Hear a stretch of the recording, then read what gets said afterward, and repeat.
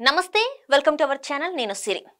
మరోసారి ఢిల్లీ చెలో అంటున్నారు ఉత్తరాది రైతులు గతంలో వ్యవసాయ చట్టాలకు వ్యతిరేకంగా ఉద్యమించిన అన్నదాతలు ఈసారి కనీస మద్దతు ధర కోసం పోరుబాట పట్టారు లోక్సభ ఎన్నికల ముందు రైతుల ఆందోళన బీజేపీ పెద్దల్ని టెన్షన్ పెడుతుంది వరుసగా మూడోసారి గెలిచి హ్యాట్రిక్ విజయం సాధించాలని భావిస్తున్న మోదీ సర్కార్కు రైతులు చెక్ పెడతారా అన్నదాత ఆందోళన ఢిల్లీ నుంచి ఇతర ప్రాంతాలకు విస్తరించే అవకాశం ఉందా లేక గతంలో మాదిరిగా ఒక్క రాష్ట్రానికే పరిమితం అవుతాయా అన్నదాతలు మరోసారి రోడెక్కారు ఢిల్లీ చెలో అంటూ దేశ రాజధానిలో ర్యాలీ కోసం బయలుదేరారు వందలాది ట్రక్కులు ట్రాక్టర్లతో వేల మంది రైతులు రోడెక్కారు ఢిల్లీని దిగ్బంధించి తమ డిమాండ్లు సాధించుకోవాలనే పట్టుదల వారిలో కనిపిస్తుంది మూడేళ్ల క్రితం 3 వ్యవసాయ చట్టాలకు వ్యతిరేకంగా ఉద్యమించారు అన్నదాతలు దాదాపు ఏడాది పాటు రోడ్లపైనే ఆందోళన చేయడంతో మోదీ సర్కారు ఒక్క మెట్టు దిగక తప్పలేదు వ్యవసాయ చట్టాల అమలు నిలిపేస్తే గాని రైతులు ఇళ్లకు వెళ్లలేదు ఇప్పుడు మరోసారి ఉద్యమ బాట పట్టారు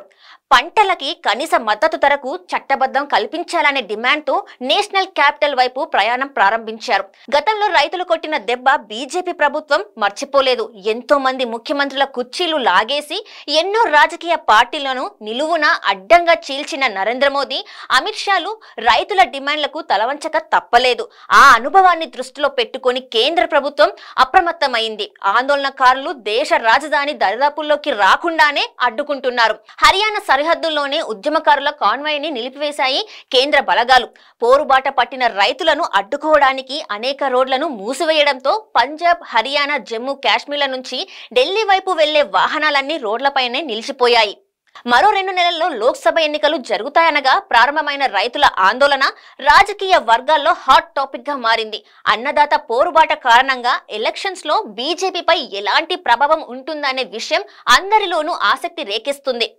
మూడేళ్ల క్రితం నాటి రైతు పోరాటం ప్రస్తుతం జరుగుతున్న ఆందోళనను హర్యానా పంజాబ్ రైతులే నడిపిస్తున్నారు వ్యవసాయ చట్టాలకు వ్యతిరేకంగా జరిగిన ఉద్యమంలో ఇతర రాష్ట్రాల రైతులు సంఘీభావం ప్రకటించినా నేరుగా రోడెక్కిన వాళ్ళు చాలా తక్కువే సాగు చట్టాలపై చాలా మంది రైతులకు అవగాహన లేకపోవడమే దీనికి ప్రధాన కారణంగా చెప్పుకోవచ్చు పంటలకు మద్దతు ధర ప్రతి రైతుకు కీలకమే గిట్టుబాటు రేటు ఎంత ముఖ్యమో దేశంలో వ్యవసాయంపై ఆధారపడిన వాళ్ళందరికీ తెలుసు అందుకే ఈ ఉద్యమం బీజేపీ పెద్దలను భయపెడుతుంది చాలా మంది పట్టించుకోని వ్యవసాయ చట్టాలపై పోరాటమే కమలనాథులకు రాజకీయంగా అనేక సమస్యలు తెచ్చిపెట్టింది అన్నదాత డిమాండ్లు అంగీకరించడానికి మోదీ సర్కార్ నిరాకరించడంతో ఎన్డీఏ భాగస్వామి పక్షమైన అకాలీదళ్ బీజేపీ కూటమికి గుడ్ బై చెప్పింది పంజాబ్ లో నమ్మకమైన మిత్ర పక్షాన్ని కోల్పోయింది బీజేపీ ఆ తర్వాత పంజాబీ అసెంబ్లీ ఎన్నికల్లో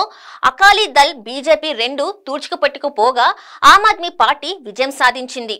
లోక్సభ ఎన్నికల ముందు పాత మిత్రులను ఎన్డీఏ కూటమిలోకి ఆహ్వానిస్తున్నారు బీజేపీ పెద్దలు అకాలీదళ్ కమల్నాథుల మధ్య చర్చలు జరుగుతున్నాయి ఈ సమయంలో రైతుల ఆందోళన ప్రారంభం కావడంతో అకాలీ బీజేపీ పొత్తు ఎంతవరకు ముందుకు వెళ్తుందో తెలియని పరిస్థితి పంటలకు గిట్టుబాటు ధర విషయంలో మోదీ సర్కార్ ఏ చిన్న పొరపాటు చేసినా ఆ ప్రభావం దేశవ్యాప్తంగా కనిపిస్తుంది అందుకే చర్చల ద్వారా ఆందోళన విరమింపజేసే ప్రయత్నం చేస్తున్నారు కేంద్ర మంత్రులు అదే సమయంలో ఎన్నికల ముందు ఇంత తక్కువ సమయంలో కొత్త చట్టం చేయడం సాధ్యం కాదని స్పష్టంగా వివరిస్తున్నారు కనీస మద్దతు ధరపై స్పష్టమైన హామీ ఇస్తే గాని రైతులు వెనక్కి తగ్గే సూచనలు కనిపించడం లేదు 6 నెలలకు సరిపడా ఆహార పదార్థాలు డీజిల్ తమ వెంట తెచ్చుకున్నారంటే సుదీర్ఘ పోరాటానికి సిద్ధమయ్యే ఆందోళనకారులు రోడెక్కారని అర్థం చేసుకోవచ్చు ఎన్నికల ముందు మొండితనం ప్రదర్శిస్తే మోదీ సర్కార్ రైతు వ్యతిరేకి అనే ముద్ర పడే ప్రమాదం ఉంటుంది అలాగాని ఉద్యమాలు చేసిన వారికి తల వంచడం ప్రధాని నరేంద్ర మోదీకి ఏ మాత్రం నచ్చదు సాగు చట్టాలపై ఉద్యమం విషయంలో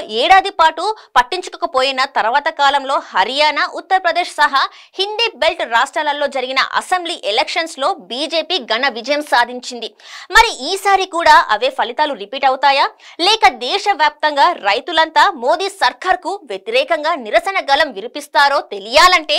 ఎన్నికల ఫలితాలు వచ్చే వరకు వెయిట్ చేయాల్సిందే